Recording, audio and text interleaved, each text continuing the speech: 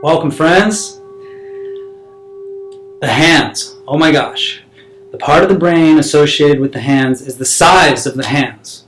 Okay? So think about how much of the external world we connect, through our hands. So, in fact, as I think way back, when I got my very first hand massage, I said, I need to learn massage. It just was like the whole universe is in there, okay? So, in terms of sensation. So, there's a lot of ways to massage the hands, of course. What I'm going to show you today is just real simple. If you interlace your pinky finger, I think you can see that around the thumb, you're gonna and around her pinky, the recipient's pinky, that kind of spreads open everything. And then I'm going to take my fingers, and I'm using good mechanics here. I know I'm off frame, so you can't see it, but I'm tilting my butt outward, kind of how I showed you on the other videos, and then I'm just leaning forward with the totality of my body.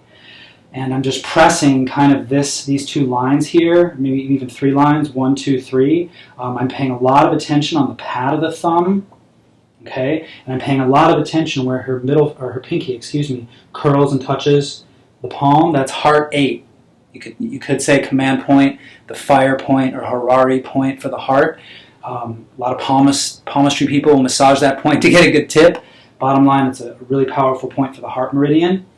You can press that point and then the palm of the the pad of the thumb, because we do so much with our opposable thumb and it gets tight. So really good points here. If you get into Marma therapy, which is the Ayurvedic version of acupressure, there's a lot of points along the pad of the thumb there. So I'm really just spreading it out. And I'm also pressing on the underside with my fingers. So real quick and easy way to work the hand, and then do the center of the palm itself, of course. Absolutely. Okay, and then after I do it a little bit with my fingers like that, like I showed you, interlaced pinky fingers, then I'll just do it without that and just kind of feel out the points in the same way. It's really nice to press with your fingers. This isn't going to be too detailed. You can do all this advanced stuff on the hands, but make sure you press on the underside. That feels real good. Other quick thing I want to show you, of course, our fingers get tight. Real famous thing in Thai massage, where they'll compress in between your fingers all the joints, because all the meridians in Chinese medicine, the 12 main organ meridians, they end or begin in the fingers and the toes. So you want to compress these areas, very chock full of energy and nerve endings. So I'm basically just press like this, and then you can go like this, because it really just pops the energy, gets it to come out. Okay, and I'm not pressing too hard, but I am compressing it. This is all weight bearing. So I'm putting weight on there to, of course, the level of comfort that I feel is appropriate. And then you just go like that. Okay, and I'm not trying to crack the joints. If they happen by themselves, fine, but I don't recommend forcing the crack. It's abrasive, especially through time. And I'm going real quick here, but if I was doing this a real session, I'd really take my time. I'd open up the joints first like this, little circles on them, okay? And then really compress. You want to get that weight bearing. It's kind of like in Muay Thai and these martial arts where they hit stuff. I don't recommend that, but the body gets stronger. Basically, subtle stress makes the body stronger. Muay Thai got all their stuff from Thai massage, by the way. Period. They all came from the healing arts, and then they learned they're intertwined, healing arts and martial arts. But bottom line, healing intention. And then this one, like that, pressing down on my thumb to get the pressure. Okay, 1, 2, 3, 4, 5. Then what I like to do is interlace the fingers like that, hold the wrist down here, you can see that, and then just make circles. You want to work on the range of motion a little bit. And again, I'm going real quick here. I just want to show you the map, but take your time exploring it. All right, and like this, and then pull like that, primarily with the fingers and just supporting here. And then I'm going to go like this. Real famous move in Thai massage, another massage.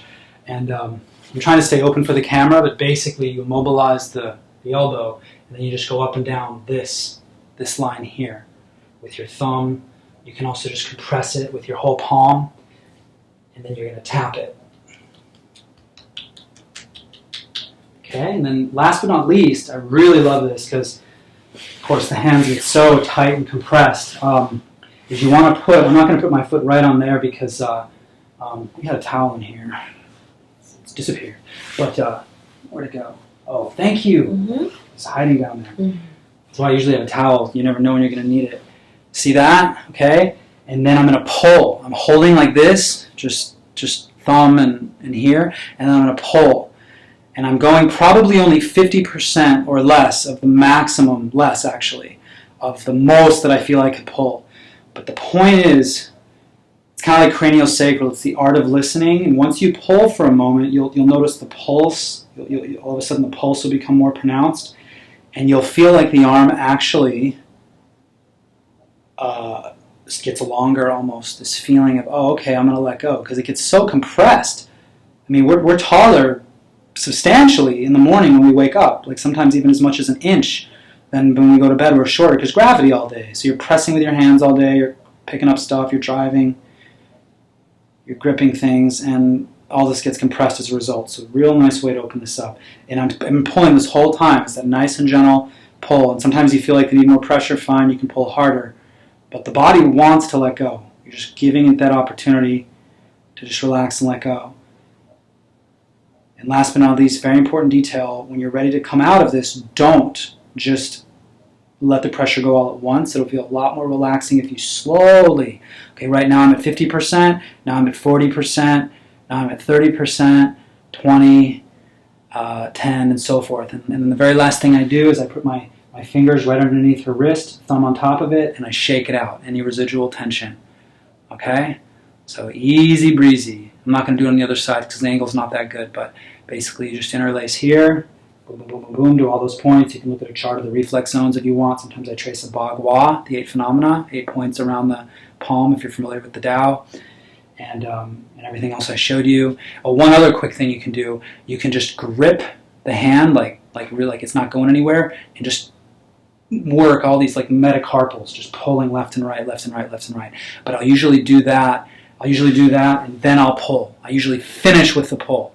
The pull and then the shake. So after you do that, it's just like, oh, you don't want to compress it again. You know what I'm saying? So if you're going to do that move, do this, then go into the stretch, shake it off, and then relax it and let them fade away. So thanks for checking that out, my friends. Take care of your hands because they take care of you and all you touch. Practice well and be well.